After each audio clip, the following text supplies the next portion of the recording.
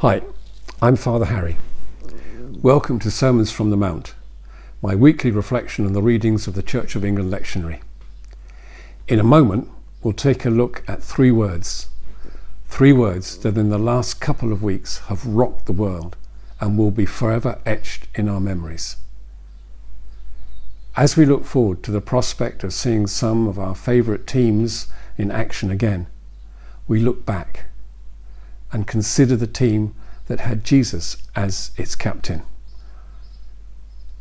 At the end of the video, there'll be the opportunity to click on a button to view my last reflection. You can also subscribe for free by clicking on the round picture. This way, you'll be the first to hear of the new content I'll be posting in the near future. And as you see today, I have a new friend with me. She's just spent hours in makeup, but she's obviously with us today.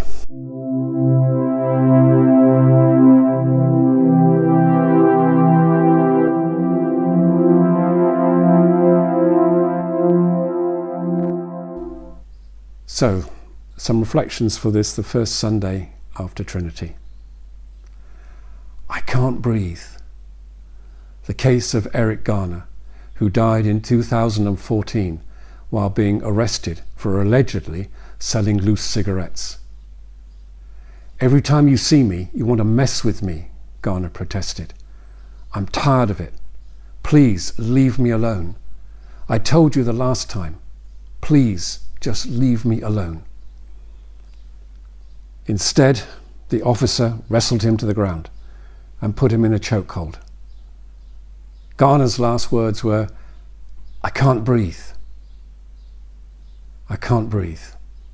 The last words of George Floyd as he died on a Minneapolis roadside. I can't breathe. Then in ambulances and hospitals, our care staff can feel and hear those same words, I can't breathe. And with the help of machinery and priceless love and care, do everything they can to make sure those last words are not their last. I can't breathe. Those words are so painful and so frightening.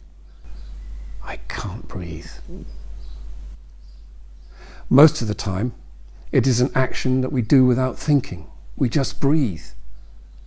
Yet for so many who wonder where the next breath is coming from, it is too scary to contemplate. I can't breathe.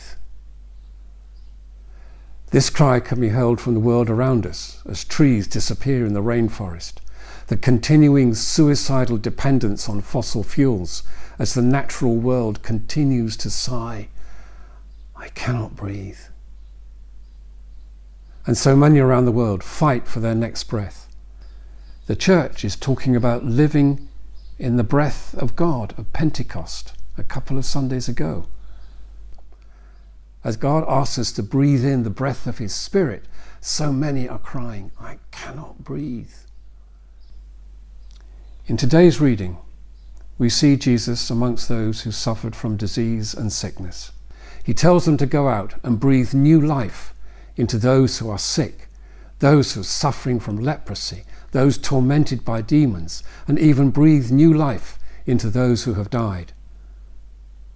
To those who say, I cannot breathe, because they are diseased, forgotten and alone, say, I am here to give the breath of life, life in all its fullness. But what a crew they were. I do not expect that any consultant, staff agency or computer program would ever have put that lot together. Peter blew hot and cold, at times solid as a rock, at other times decidedly rocky. James and John were fairly hot-headed. When a Samaritan town refused to accept them, their pastoral response was to bring down fire on them. Ring any bells? Matthew was a hated tax collector. Thomas was a doubter. Simon was a zealot, a modern-day terrorist. And then, of course, there was Judas, who was to betray him. However, Jesus loved them, and they loved him. They learned from him. Jesus recognized that as long as the Pharisees and authorities of the day kept their distance from the poor and suffering, nothing would change. The prejudice would continue, and so would the pain of the victim. Contact was the key. So Jesus moves amongst the lost, eats with them, sits down with them.